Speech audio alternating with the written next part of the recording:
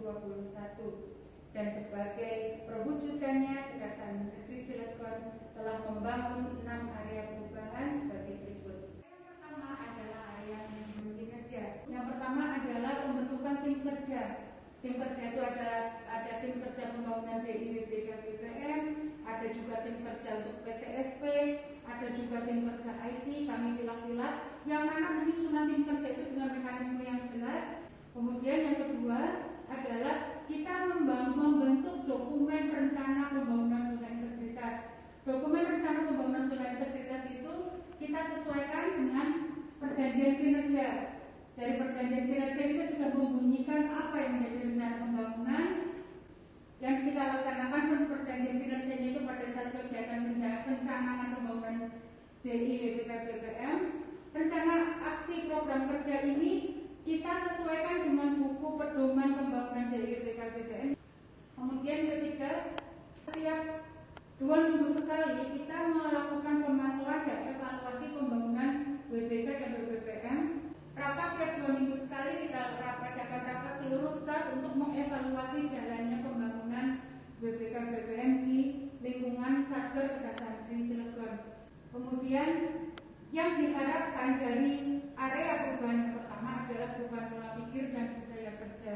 Makanya setiap kali apel pagi kita selalu menyampaikan pentingnya perubahan pola pikir dan budaya kerja, bahwa kerja itu harus ikhlas, bahwa kerja itu tidak boleh dengan pamrih dan tidak boleh menerima pungutan apapun selain gaji maupun honor resmi. Ada SK pembentukan agen perubahan.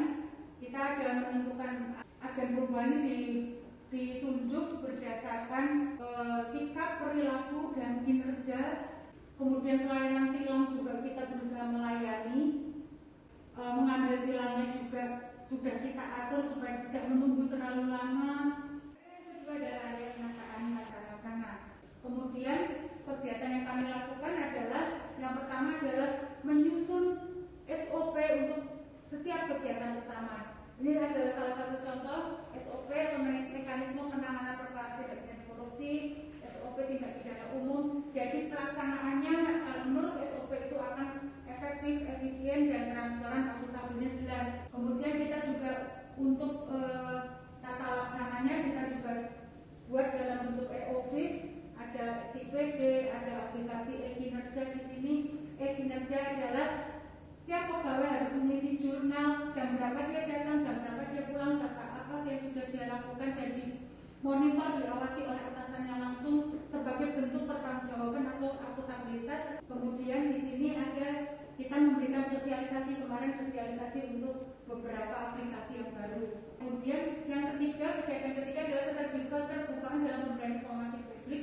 Kita ada di web, berita-berita apapun yang terkait dengan pelayanan publik, terkait dengan BPKB kita masukkan ke web. Area perubahan ketiga, kami telah melakukan 6 tindakan, yaitu pertama adalah perencanaan kebutuhan pegawai.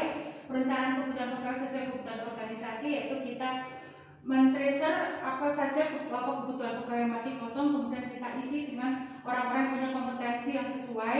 Kita terbitkan surat perintah. Kemudian kita melakukan laporan monitoring dan evaluasi terhadap jabatan. Kemudian kita melakukan pola mutasi internal. Kemudian pembangunan pegawai berbasis kompetensi, misalnya saja yang duduk di kursi bendahara adalah orang-orang yang mempunyai sertifikasi bendahara. Orang yang menjadi PPK adalah orang yang punya sertifikasi pengadaan barang dan jasa. Penetapan kinerja individu kita dengan penetapan SKP tahunan. Kemudian penegakan aturan disiplin kita melakukan apel pagi setiap hari, kemudian juga absen dengan fingerprint. Kemudian sistem informasi kepegawaian, kita ada data informasi kepegawaian, S-Impact. Yang keempat adalah penguatan akuntabilitas. Dengan keterlibatan pimpinan maka akan memberikan pertanggungjawaban apa yang menjadi kinerja dan efektif efisien dari capaian kinerja seluruh SDM Kejaksaan Negeri Cilegon. Kemudian yang kedua adalah pengelolaan akuntabilitas kinerja.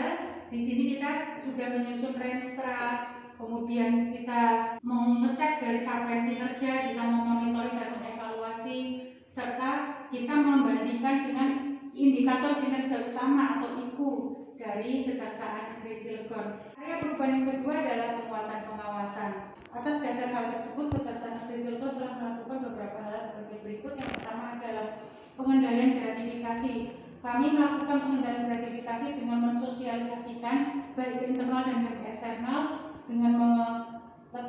gender-gender. Kemudian juga kami bersurat kepada internal maupun eksternal memberikan notis bahwa kita dalam melaksanakan tugas tidak boleh menerima apapun, baik itu berupa imbalan, uang, fasilitas atau apapun selain gaji maupun honor-honor resmi. Kemudian yang kedua adalah penerapan SPIP atau pengawasan internal. Ya, kita dengan buku biru ini, kemudian juga kita juga melakukan peta resiko ada KKN atau ada penyelewengan untuk masing-masing bidang. Kita sudah menyusun peta resikonya. Kaitan dengan masih masuk area kelima, yaitu pengaduan masyarakat.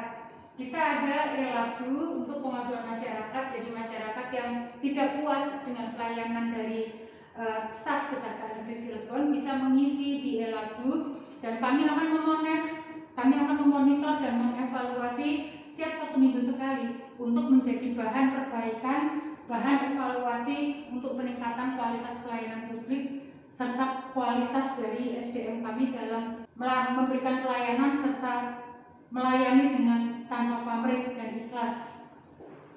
Kemudian di sini ada whistleblowing system, di sini ada SOP. Bagaimana SOP cara mengelola pengaduan masyarakat, baik itu melalui whistleblower maupun melalui kotak pengaduan. Ini ada kita menyusun SOP-nya. Kemudian juga sudah dibentuk SK unit whistleblowing-nya. Kemudian untuk penanganan benturan kepentingan kita ada SK untuk bagaimana penanganan benturan kepentingan, siapa petugas yang ditunjuk. Kita juga ini ada SOP lengkap, SOP untuk semua bidang kita jadikan buku.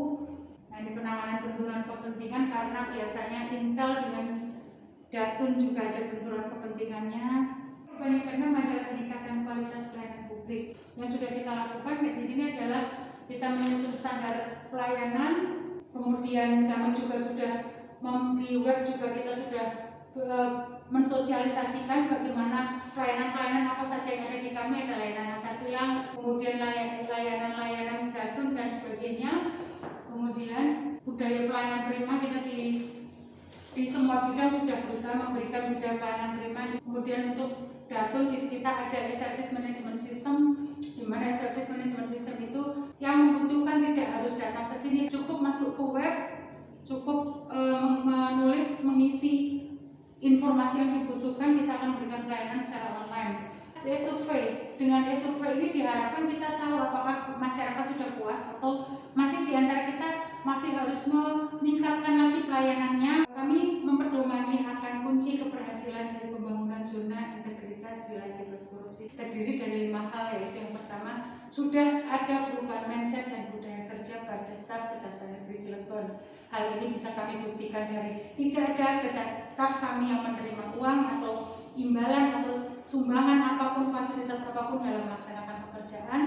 Kemudian yang kedua adalah kemudahan dalam pemberian pelayanan. Kemudian dalam pemberian pelayanan bisa dilihat kami selalu setia di jam kantor untuk memberikan pelayanan hukum, baik itu di bidang Datun, Bidum, Bitsus. Kemudian kami sudah melakukan program yang menyentuh kebutuhan masyarakat, misalnya dalam mendampingi DPW kelurahan, mendampingi kami yang datang, kami yang mendukung dan membantu apa yang dibutuhkan oleh masyarakat sehingga peran serta kami bisa dirasakan oleh seluruh masyarakat. Kemudian ini ada juga adanya monitoring dan evaluasi. Adalah yang keempat di sini, monitoring dan evaluasi yang kami lakukan dengan mekanisme kinerja. Indikasi yang kelima akan keberhasilan pembangunan zona integritas adalah kita dengan melakukan survei dari manajemen media ini. Manajemen media ini kelihatan kita sudah mendapatkan 5 bintang dan komentar-komentarnya semuanya bagus. Jadi kami bisa menyatakan bahwa kami sudah bergerak terus maju dan kami sudah bisa memenuhi pembangunan zona integritas WPK BPM. Demikian pemaparan kami. Assalamualaikum warahmatullahi wabarakatuh.